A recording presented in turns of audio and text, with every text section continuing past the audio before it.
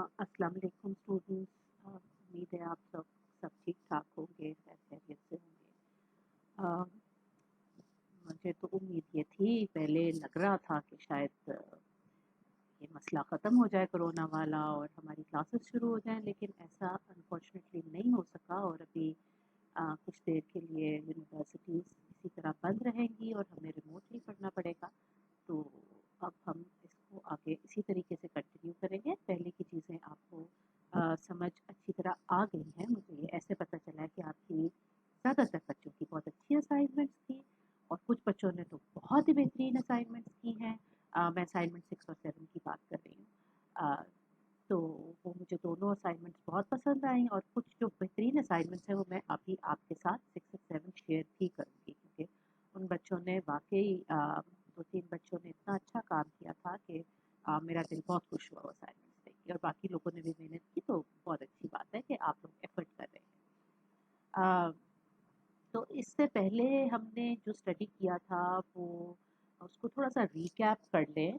तो हमने पहले इकोनॉमिक सिस्टम्स देखे और मैंने आपको बताया बच्चों कि हम जो माइक्रो इकोनॉमिक्स पढ़ रहे हैं वो बेसिकली फ्री मार्केट की है। फ्री मार्केट के अलावा भी सिस्टम्स हैं दुनिया में, लेकिन हम लोगों का जो स्कोप है ना, और जो आपका टेक्स्ट बुक है ग्रेगरी मैनक्यू ने जो लिखी है, ये फ्री मार्केट इकोनॉमिक्स को ही एक्सप्लेन करती है। और उसके बाद हमने देखा कि प्री मार्केट इकोनॉमिक्स में जो माइक्रो इकोनॉमिक्स है उसका स्कोप ये है कि we try to understand the behaviour of agents.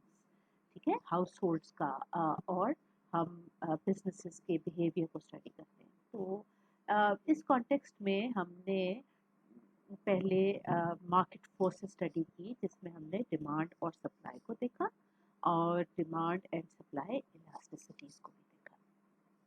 तो अब जब हम डिमांड की बात करते हैं और डिमांड कर्व की बात करते हैं, आपको याद करा दूं, डिमांड कर्व में क्या था, एक साइड पे हम प्राइस लेते थे y एक्सिस के ऊपर और x एक्सिस के ऊपर हम लेते थे क्वांटिटी डिमांडेड, राइट।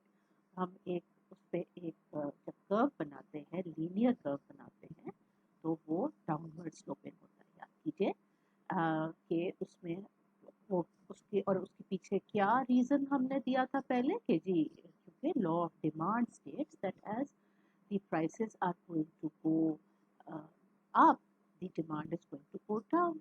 ठीक है।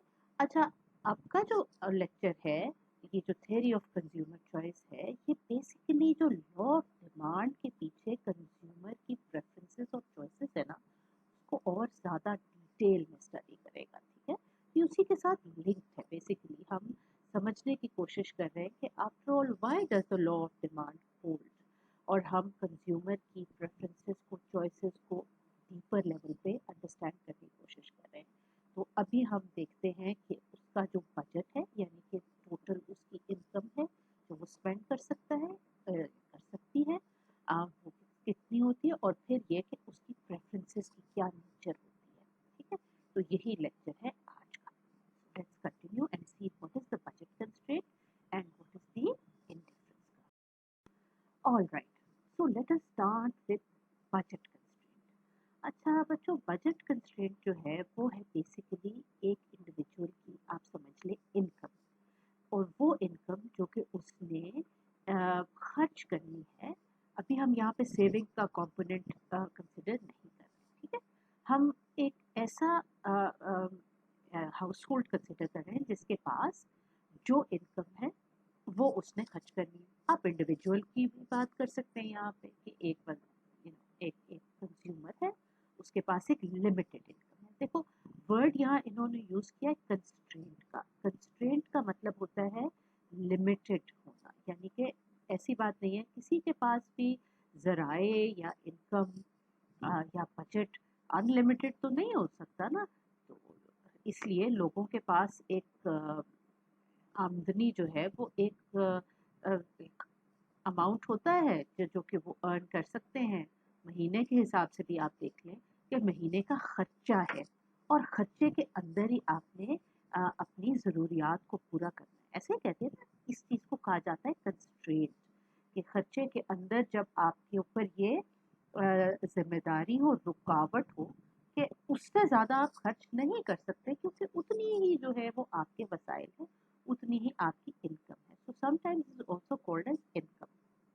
उसी इनकम को इंडिविजुअल्स बजट करते हैं। बजट करते हैं का क्या मतलब कि वो इस बात वो समझते हैं कि भाई ऐसे इस पैसे को हमने किस तरीके से खर्च करना है ताकि हमारी जो हम जो चीज़ें खरीदना चाहते हैं वो हम खरीद सकें। तो वो यूजुअली पूरा पैसा, अभी तो हम यही अज्यूम कर रहे हैं, हमने पहले ये भी देखा था ना कि अजम्पशंस की जाती हैं इकोनॉमिक्स में, तो यहाँ पे हम अज्यूम कर रहे हैं बच्चों कि वो जितना उसके पास पैसे वो सारे के सारा खर्च करना चाहता है ऑन बाइंग डिफरेंट थिंग्स। ठीक है, अब इसे फर्दर सिंप्लीफाई करने के लिए हम अज्यूम कर लेते हैं कि that individual is spending all of her or his income on the purchase of two things। अब ये टू थिंग्स भी हो सकते हैं, टू डिफरेंट बंडल्स भी हो सकते हैं। ठीक है, तो यहाँ पे हमने उसको सिंप्लीफाई करने के लिए कहा है कि कोई इंडिविजुअल है जो कि एक वो पेप्सी और पिज्ज़ा खरीदना चाहते हैं, बच्चे खरीदना चाहते हैं यूजुअली, तो वो अपनी तनख्वाह जो है वो उस पेप्सी और पिज्ज़ा के ऊपर लगाते हैं। जो हमने बेसिकली सिंप्लीफिकेशन की है, assumption जो मैंने समझाया था आपको, इकोनॉमिक्स में हमें करनी पड़ती है चीज़ों को सिंप्लीफाई करने के लिए, समझने के लिए।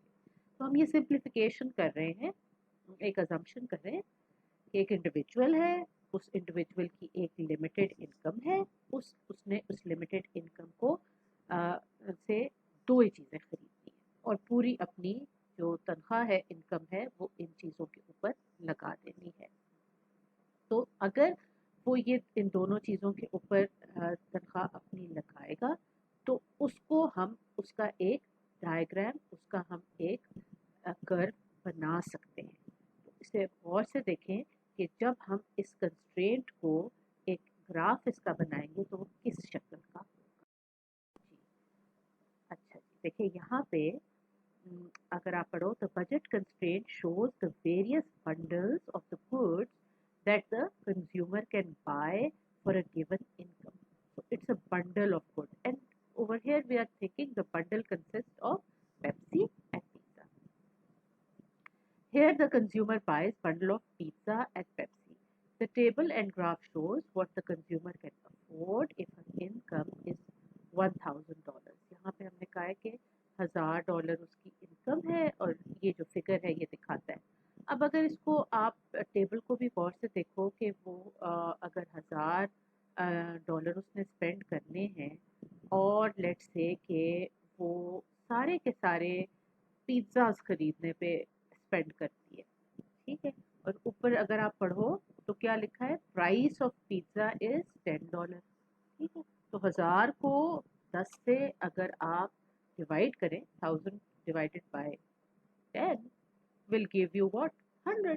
100 से ज़्यादा पिज़्ज़ा तो वो नहीं खरीद सकता है ना, क्योंकि 10 रुपए का एक पिज़्ज़ा, 100 ही पिज़्ज़ा खरीदेगा तो उसके पूरे पैसे खर्च हो जाएंगे। तो आप यहाँ देख लें कि अगर वो सारे के सारे अपने खरीद लेता है पैसों से, $1000 से पिज़्ज़ा खरीद लेता है तो वो 0 लीटर ऑफ पेप्सी खरीद सकेगा। ऑपोजिट साइड पे जाओ, अगर वो अपने सारे पैसों से सारे का सारा पेप्सी के लीटर्स खरीद लेता है जो कि 500 बनेंगे, क्यों, क्योंकि एक जो लीटर पेप्सी है वो $2 का है।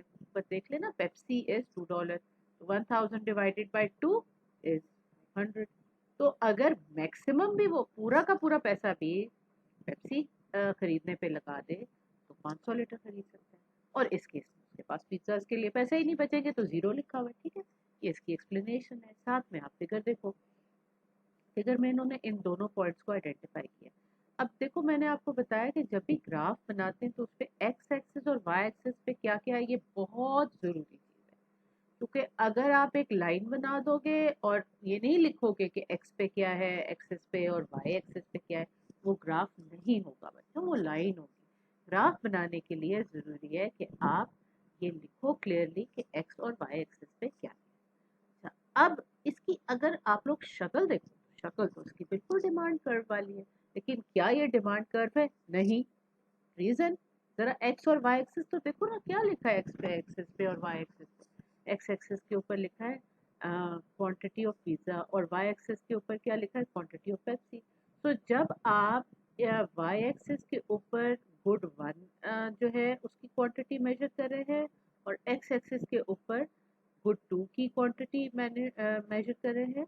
और इन दोनों के बीच में जो लाइन है वो, और ये जहाँ जो कि आपने कैसे आइडेंटिफाई की, बाय सीइंग कि अगर कहीं जहाँ पे पिज्ज़ाज़ की प्राइस होगी ही नहीं, इसका मतलब ये है कि वाई इंटरसेप्ट को हमने जहाँ देखा कि 500 पिज्ज़ाज उसने 100 पिज्ज़ाज वाई एक्सिस पे देखा कि 500 उसने खरीदे हैं, लिटर्स ऑफ पेप्सी लिए हैं, और एक्स एक्सिस के ऊपर के उसने 100 पिज्ज़ाज लिए हैं। ये दोनों आइडेंटिफाई करके इनको जब आप जो है वो उस इन दोनों पॉइंट्स को फिगर 1 में ए और बी लिखे हुए, इनको जब आप ज्वाइन करोगे तो ये जो लाइन बनेगी ये रिप्रेजेंटेशन है बजट की, बजट कंस्ट्रेंट की। इनकम लाइन भी कह सकते हैं बाय द वे इसको, इनकम लाइन भी, कंज्यूमर्स बजट कंस्ट्रेंट। ठीक, तो बजट कंस्ट्रेंट का क्या मतलब हुआ कि हम we are looking at that what is the spending, total spending which the customer can do when uh, when the consumer is trying to buy different bundles of products, two products, ठीक।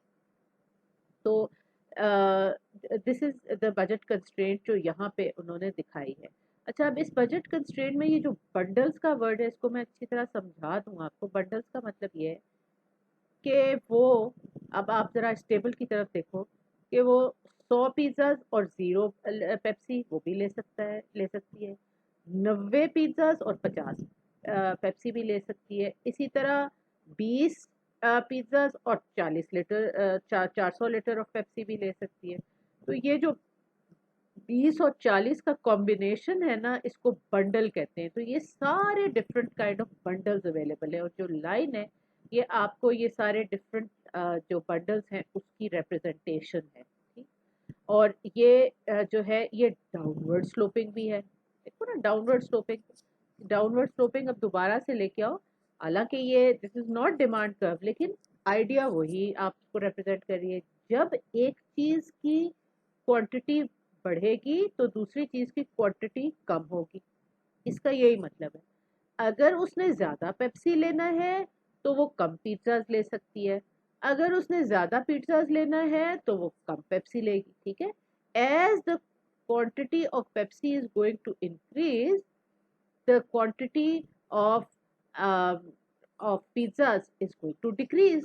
ठीक है, तो relationship तो वही है ना, downward sloping curve का relationship वही है। वजह क्या है कि उसकी तनख्वाह तो लिमिटेड है ना, वो तनख्वाह पिज्जास पे खर्च कर सकती है या वो पेप्सी पे खर्च कर सकती है, इसलिए इसका शेप वही आएगा।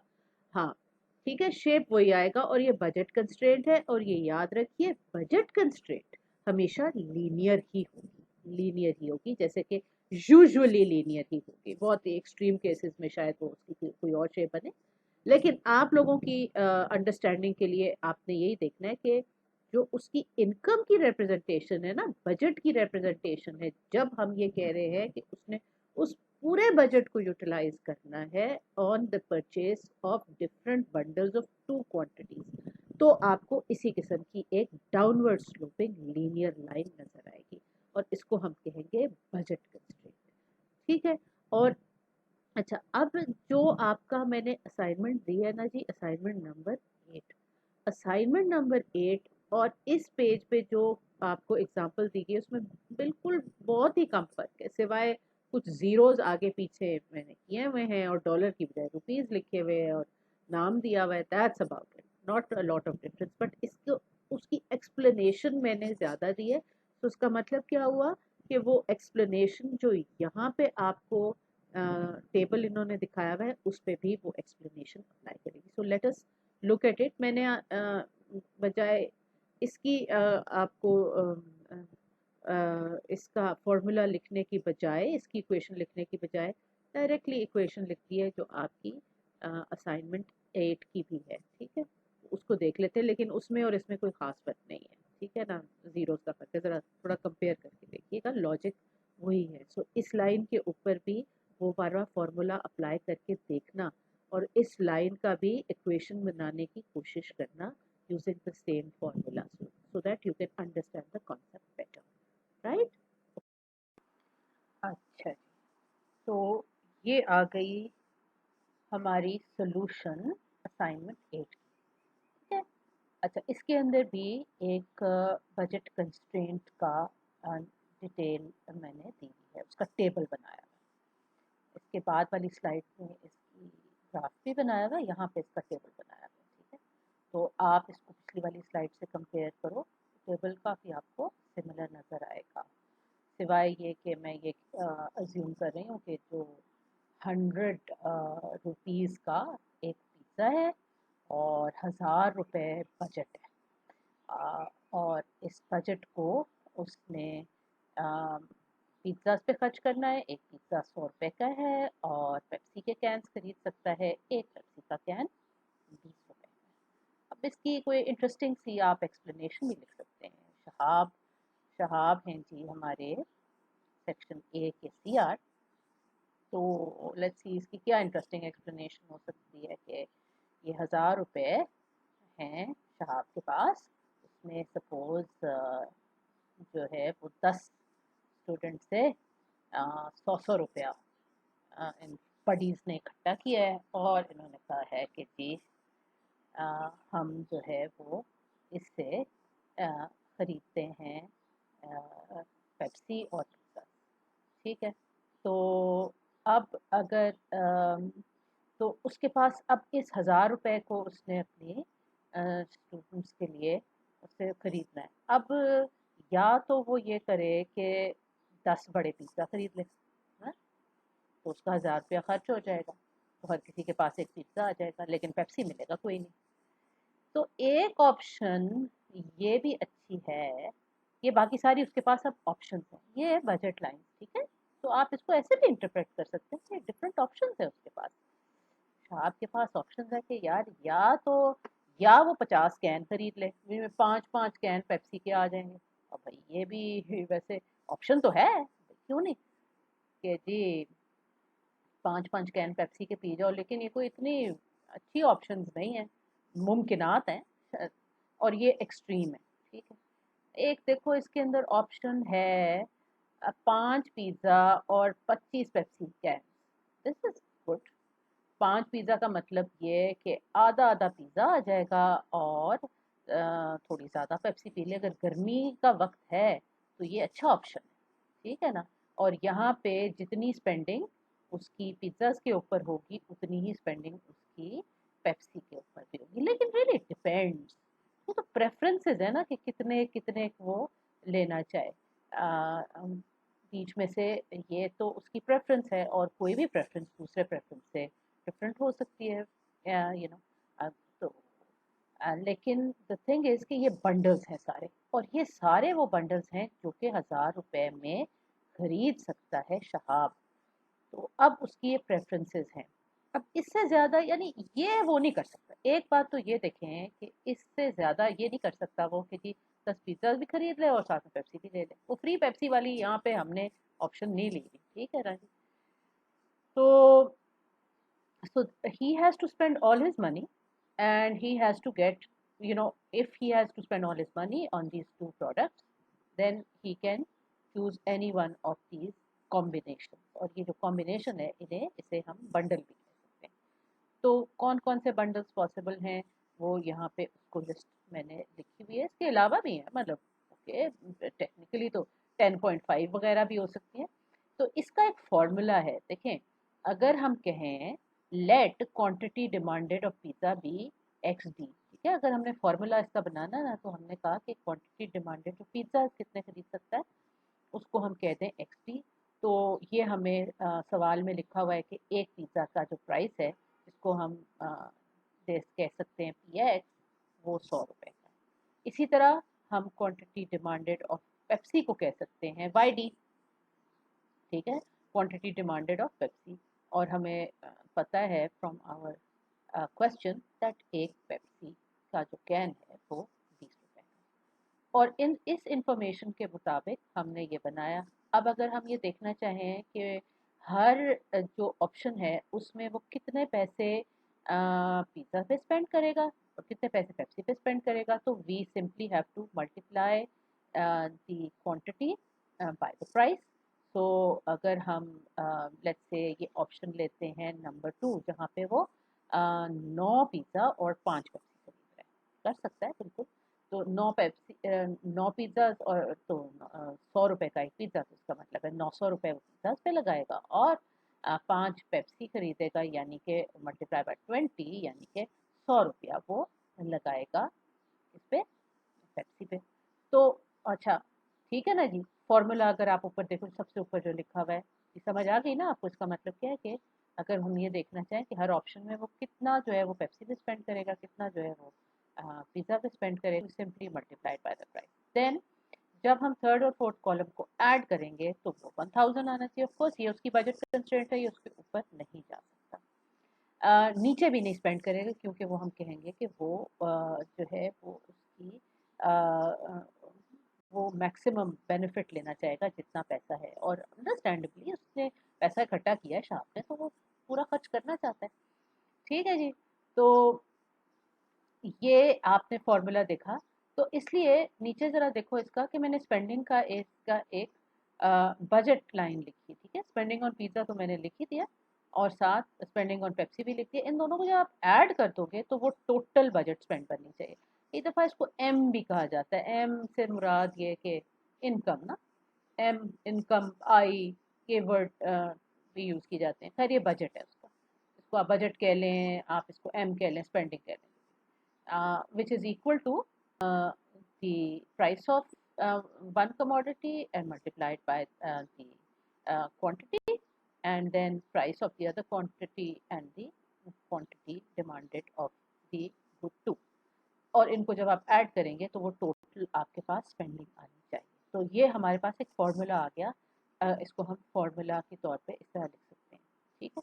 यहाँ पे यही चीज़ दिखाएगी। अब इसका हम एक डायग्राम भी बना सकते हैं, ठीक है।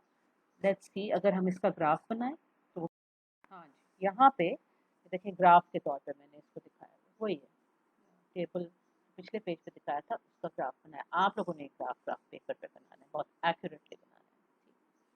अच्छा, देखो जो मैंने पहले भी बात की कि ग्राफ पेपर पे जब बनाते हो तो एक्स पे देखो कि क्या ले रहे हो, एक्स एक्सिस पे और वाई एक्सिस पे। एक्स एक्सिस पे हमने लिया है क्वांटिटी ऑफ पेप्सी, कितने कैंस, एंड और यहाँ पे हमने क्या लिया है ऑन दी एक्स एक्सिस पे क्या लिया है, क्वांटिटी ऑफ पिज़्ज़ा, और वाई एक्सिस पे क्या लिया, क्वांटिटी ऑफ पेप्सी। ठीक। अब देखो इसको, अब इससे हम बजट कंस्ट्रेंट कह सकते हैं। क्यों? क्योंकि वाई पे हमने एक गुड की क्वांटिटी और एक्स पे दूसरे गुड की क्वांटिटी ली है। तो जब इस तरह का ग्राफ बनता है तो वो आगे से इनकम लाइन, या उसको हम बजट कंस्ट्रेंट या बजट लाइन कह सकते हैं। तो अब यहाँ पे जो पिछले पेज पे भी लिखा था फॉर्मूला, वही फॉर्मूला मैंने यहाँ पे भी लिखा है। m is equal to P X into X D plus P Y into Y D. अच्छा, अब इस फार्मूला के अंदर से मैथमेटिकली डिराइव करो, इतनी मैथमेटिक्स आई एम श्योर आपको सिखाई गई है कि अगर हम इसमें से निकालना चाहें वाई डी, ठीक है, तो उसको हम कैसे लिख सकते हैं, इसी फॉर्मूला को कैसे लिख सकते हैं इनकम वाले, Y D is equal to M के नीचे हमने पी वाई लगाया, और जब उस तरफ गया पी वाई और पी डी तो वो माइनस में आ गया। ये इसको ऐसे फॉर्मूला भी लिखा जा सकता है। और जब इसके अंदर जब हम इंसर्ट करेंगे, नंबर्स करेंगे, तो हमें पता है कि इस केस में शहाब की ने जो टोटल पैसे इकट्ठे किए हैं, जो उसका बजट है वो 1000 है, और पी वाई यानी कि पेप्सी की प्राइस जो है वो 20 है, और माइनस पी एक्स यानी कि जो हमारी पिज़्ज़ा की प्राइस है वो 100 है, और पी वाई यानी कि हमारी पेप्सी की प्राइस इंटू एक्स टी। ठीक है। तो वो उसको जब हम सिंप्लीफाई करेंगे तो वो हमारा जो इक्वेशन बनेगी इस लाइन के लिए, इस लाइन के लिए तो बनेगी 50 माइनस 5x डी। ठीक हो गया। और 50 जो है वो इंटरसेप्ट है, और -5 जो है वो स्लोप है। और माइनस साइन से आपको नज़र आ जा समझ आ जाना चाहिए, बिल्कुल ठीक माइनस ही आना चाहिए। क्यों? डाउनवर्ड स्लोपिंग है ना जी, तो ये डाउनवर्ड स्लोपिंग है, वो उसको रिप्रेजेंट कर रहा है। और देखो या ये तो मैंने जो उसकी इनकम की इक्वेशन थी ये मैंने उससे डिराइव किया था ना, लेकिन इसी को, क्योंकि ये स्ट्रेट लाइन बनती है, इसका ग्राफ स्ट्रेट लाइन ग्राफ आता है, इसका अगर आप किसी दो कंसेक्यूटिव पॉइंट्स का स्लोप निकालो, वही स्लोप वाला formula, change in y over change in d, यानी y2 minus y1 x2 minus x1, इस फॉर्मूला से भी आप निकालो कोई भी दो कंसेक्यूटिव पॉइंट्स ले लो। मैंने यहाँ पे दो पॉइंट्स लिए हैं y1 और y2, मैंने पॉइंट्स लिए 10 और 5, और x1 और x2 मैंने लिए हैं 8 और 9, तो इसका आंसर भी -5 ही निकलता है। ठीक, तो ये इसकी आ जाती है इक्वेशन, और ये इक्वेशन को जब आप ग्राफ करेंगे तो ये वाला ग्राफ बनेगा जो कि आपके सामने है। ठीक, तो इसका क्या मतलब हुआ कि budget line is also a downward sloping line and it's a linear function. ठीक, downward sloping line and it is a linear function. तो आपने यही वाला जो फॉर्मूला है, इससे बेशक जो पिछला मैंने आपको स्लाइड दिखाई थी वो उसके ऊपर अप्लाई करके वहाँ पे भी आप इसी फॉर्मूला से ज़रा निकालने की कोशिश करें ना, ज़ीरो थोड़े से डिफरेंट आएंगे, लेकिन शहाब का यही जो है बजट लाइन की बनती है। तो ज़रा इंटरेस्टिंग सी एप्लीकेशन लिखे ना कि शहाब के पास 1000 रुपये कहाँ से आए, because it's not necessary that it just reflects the house hold income.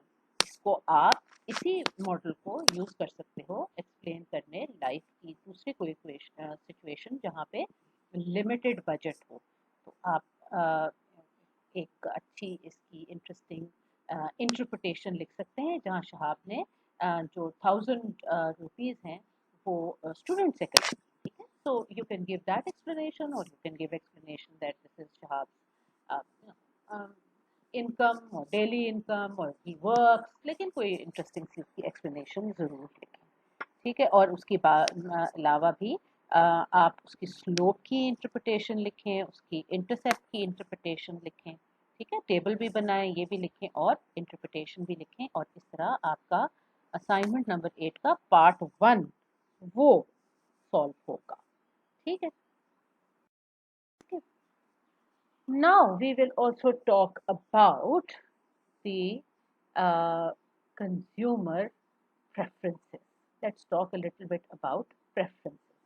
देखें, अभी तक हमने बजट लाइन में क्या देखा था कि उसके पास उसी इनकम को यूटिलाइज करने के डिफरेंट तरीके हैं, तो उनमें से वो कौन सा तरीका है, कौन सा जो बंडल है उसको प्रेफर करेगा, ये हमें अंडरस्टैंड करना है, क्योंकि यही इंसाइट हमें चाहिए, तो जो कि हमें हेल्प करेगी ताकि हम ओवरऑल कंज्यूमर डिमांड को अंडरस्टैंड कर सकें। तो जब हम कंज्यूमर डिमांड को स्टडी करते हैं तो हम देखते हैं कि कंज्यूमर्स जो हैं वो उनकी जो प्रेफरेंसेस होती हैं, और उन प्रेफरेंसेस को, और अगर हमने दोनों देना है, हमने दो ही प्रोडक्ट्स को कंसिडर करना है, पेप्सी और पिज़्ज़ा लेट्स से, उसी को अगर हम कंसिडर करें, तो उनकी जो प्रेफरेंसेस हैं उसको अगर हम ग्राफ करें, जैसे पहले हम इनकम को ग्राफ कर रहे थे, अब इस केस में ठीक है कि एक्स और वाई एक्सिस के ऊपर वही चीज़ें,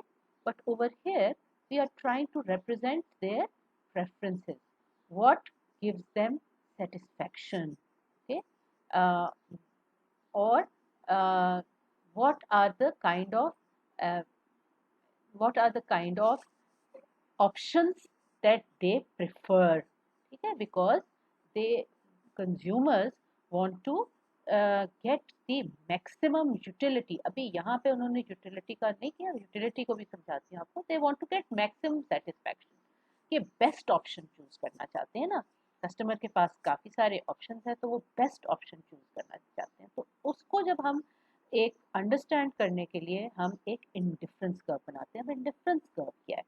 a curve that shows consumption bundles that give consumer the same level of satisfaction. ठीक है, अच्छा, तो हम अगर हम देखें कि कितने के कंज्यूमर्स को इक्वल सेटिस्फैक्शन कितनी मिलती है।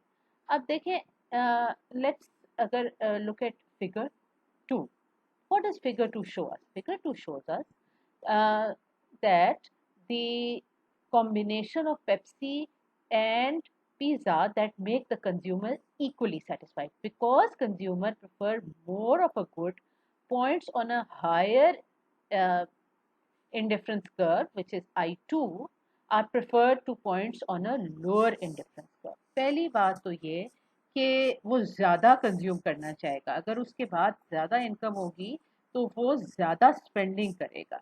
मैंने पहले ही कहा कि इस केस में हमने ये कहा है कि जी उस सेविंग को हम बीच में इस वक्त कंसिडर नहीं कर रहे, जितना पैसा है उसने कंज्यूम करना है तो जाहिर है कि वो यही चाहेगा ना कि वो ज़्यादा से ज़्यादा कंज्यूम कर सके।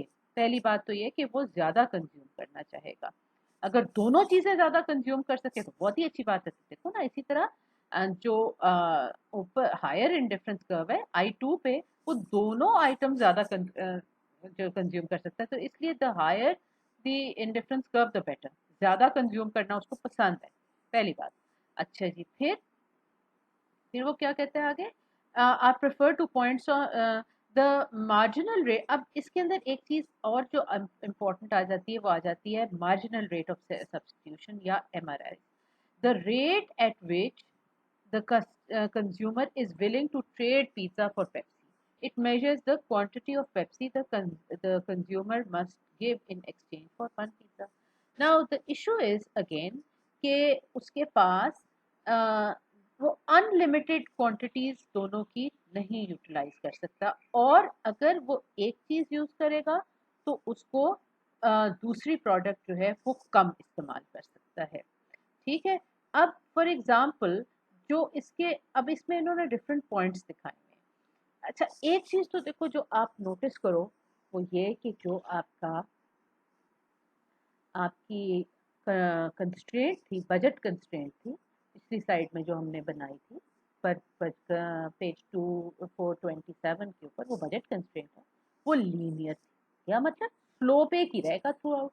ठीक है ना, लीनियर पे पहले भी समझाया था ना कि लीनियर जो फंक्शन होता है और स्ट्रेट लाइन जब होती है, जब आप उसको ग्राफ बनाते हो तो उस स्ट्रेट लाइन के ऊपर slope remains the same.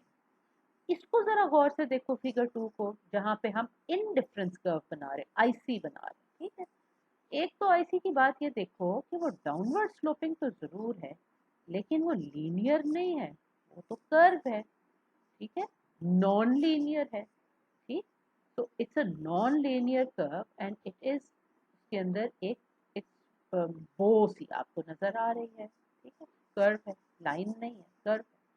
Curve का क्या मतलब होता है, नॉन लीनियर कर्व का क्या मतलब होता है कि slope keeps on changing, right.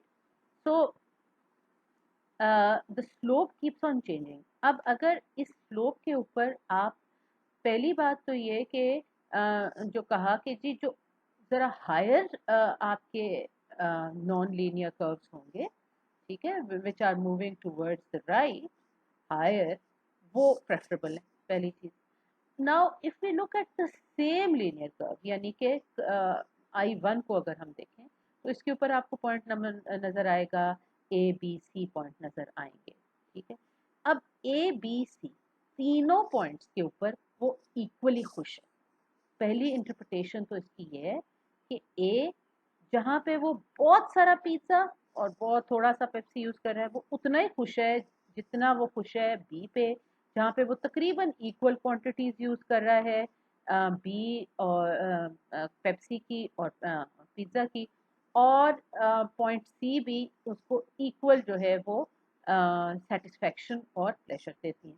सो इन पे जितने भी पॉइंट्स है, किसी एक इंडिफरेंस कर्व पे जितने भी पॉइंट्स होंगे, उस उन सब पॉइंट्स पे जो सेटिस्फेक्शन ऑफ द कस्टमर है, it is going to remain the same, या utility is going to remain the same, whether it's point A, B, C does not matter.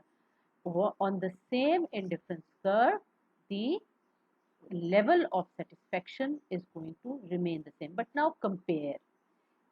यहाँ जरा ये देखो, सी वाला जो पॉइंट है वहाँ पे बहुत सारा वो बहुत सारा पेप्सी तो उसके पास है लेकिन पिज्ज़ा काफ़ी कम है, और इसी तरह ए पे जो है वो अगर उसने बहुत सारा पिज्ज़ास खरीदने हैं तो अ, जहाँ पे उसको बहुत सारा पेप्सी जो है वो गिव अप करना पड़ रहा है, तो वो तभी गिव अप करेगा जब उसे बहुत सारे पिज्जास मिलेंगे। ठीक है, ये ट्रेड ऑफ रिप्रेजेंट कर रहा है बेसिकली। जो ये रिप्रेजेंटेशन है वो ये कि जो जब वो सी पे ही और शी, इन दिस केस अगर हम चार्ट की बात करें उसका हमें डिफरेंस कर्व हमने बनाना है सेकंड पार्ट ऑफ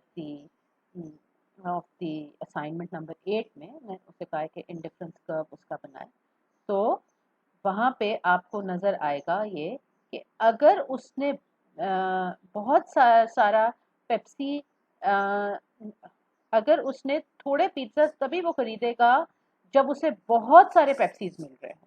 ठीक है, तो at this point he will have to be at point C, he will have to be offered a lot more Pepsi to give up one pizza. And at point A, he will have to be offered, you know, at point A, he will have to be offered a lot more pizzas to give up Pepsi.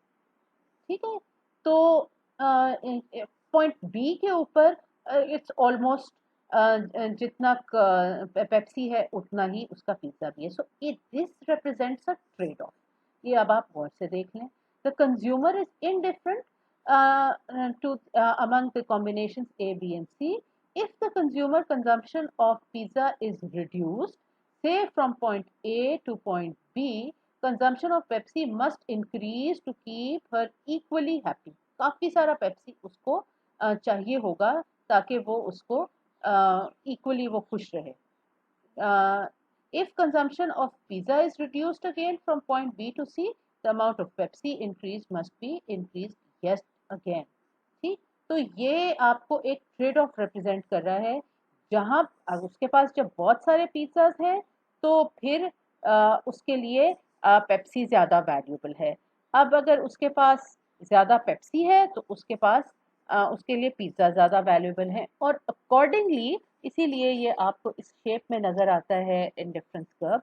Accordingly वो trade off करेगा और उसका जो marginal rate of substitution है वो भी change होता रहेगा। द स्लोप एट, अब देखिए क्या लिखा है यहाँ, the marginal rate of substitution, इसकी डेफिनेशन देखिए, the rate at which a consumer is willing to trade one good for the other, and this rate or marginal rate of substitution is going to keep on changing. The slope at any point at an indifference curve equals the rate at which the consumer is willing to substitute one good for the other. This rate is called the marginal rate of substitution. Uh, the marginal rate of substitution measures how much Pepsi the consumer requires to be compensated for 1 unit reduction in pizza consumption. Notice that because the indifference curves are not straight, the marginal rate of substitution is not the same all is not the same at all points on a given indifference curve. The rate at which a consumer is willing to trade one good for the other depends on the amount of good he is already consuming. ठीक है, तो इसको जरा आप देखें, यहाँ पे इसकी इंटरप्रिटेशन क्या है कि इसका जो स्लोप है वो मार्जिनल रेट ऑफ सब्स्टिट्यूशन है कि एक चीज को लेने के लिए वो कितनी दूसरी चीज गिव अप करने के लिए तैयार है, राइट। तो लेकिन इसको हम इसके एक जो वर्ड इन्होंने एक टर्म इधर नहीं मेंशन की हुई वो है यूटिलिटी। सो कई दफ़ा जो टेक्निकल बुक्स होती हैं वहाँ पे वर्ड सेटिस्फेक्शन नहीं यूज हो सकता होता, वहाँ वर्ड यूज होता है यूटिलिटी। इन्होंने यहाँ मेंशन नहीं किया। यूटिलिटी एक टर्म है जो कि ज़रा क्लासिकल माइक्रो इकोनॉमिक्स में ज़्यादा यूज होती थी, but anyway still I think term utility is important. यहाँ नहीं लिखी हुई तो मैं अगली स्लाइड में आप देखें, मैंने किसी दूसरे सोर्स से आपको बताया है यूटिलिटी के बारे में। जी, इंडिफरेंस कर्व्स एंड यूटिलिटी, तो उसका एक डेफिनेशन इंडिफरेंस कर्व्स की वहाँ लिखी थी जहाँ पे आपने word same level of satisfaction use किया था, लेकिन इस वर्ड सेटिस्फेक्शन को वर्ड यूटिलिटी से भी आप रिप्लेस कर सकते हैं। One can also refer to each point on the indifference curve as rendering the same level of utility for the consumers. In other words, an indifference curve is the locus of various points showing different combination of two goods providing equal utility to the consumer. ये एक और definition है indifference curves की using the terminology of utility. Within microeconomics, the concept of utility is used to model worth or value, how valuable and a given good is for an individual. जब हम इसको indifference curves पे हम देखते हैं तो हम कहते हैं कि किस हर लेवल पे वो एक गुड को कितना वैल्यू कर रहा है as compare to having the other good. This term was introduced, the term utility was introduced as a measure of pleasure or satisfaction. तो एक दफ़ा इसको satisfaction के तौर पे भी कहा जाता है.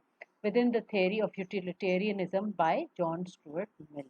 ठीक, तो ये word जो है ये आपकी 19th century economists ने ज़्यादा इंट्रोड्यूस किया था, लेकिन मैं आपको इसलिए बता रही हूँ क्योंकि अभी भी मॉडर्न इकोनॉमिक थ्योरी में भी वर्ड टर्म यूटिलिटी का यूज़ होता है वहाँ जहाँ पे हम यूटिलिटी फंक्शंस को स्टडी करते हैं. अच्छा, यूटिलिटी फंक्शंस का फ़ायदा ये है कि यहाँ पे तो मैं आपको एक सिंप्लीफिकेशन बता रही हूँ ना कि सिर्फ 2 ही आइटम्स हैं जिनको हम कंसिडर कर रहे हैं इंडिफरेंस कर्व में, और इंडिफरेंस कर्व में हम 2 ही आइटम्स को कंसिडर करते हैं, 2 डिफरेंट बंडल्स को.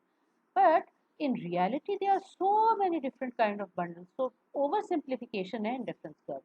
अलबत्ता utility functions जो हैं वो mathematically क्योंकि defined होते हैं तो इसलिए उसका अंदर हम different kind of accurate shapes वगैरह भी देख सकते हैं और हम उसमें फिर multiple bundles के बारे में भी बात कर सकते हैं. तो इसलिए utility functions अभी भी इकोनॉमिक माइक्रो इकोनॉमिक थ्योरी में जो है वो पढ़ाई जाती है और उसके मैथमेटिकल यूटिलिटी फंक्शंस बनाए जाते हैं. तो आपको उतनी डिटेल में जाने की ज़रूरत नहीं है, लेकिन आपको ये एक दूसरी जो इसकी डेफिनेशन है of indifference curves as offering the same level of utility ये ज़रूर पता होनी चाहिए. और बेसिकली अब जो अगला हमारा कंपोनेंट है इसी मॉड्यूल का नेक्स्ट प्रेजेंटेशन, उसके अंदर हम जो स्टडी कर रहे हैं वो यूटिलिटी मैक्सिमाइजेशन की सेटिस्फैक्शन को मैक्सिमाइज किस तरीके से किया जा सकता है. So that would be for the next module. But indifference curves को हम देख सकते हैं as a representation when they are when the where the consumer's utility is same when utilizing bundles of 2 goods. ठीक है. Alright, फिर जो second और थर्ड पार्ट है वो अगली प्रेजेंटेशन में आपको डिस्कस करते हैं, second and third part of assignment number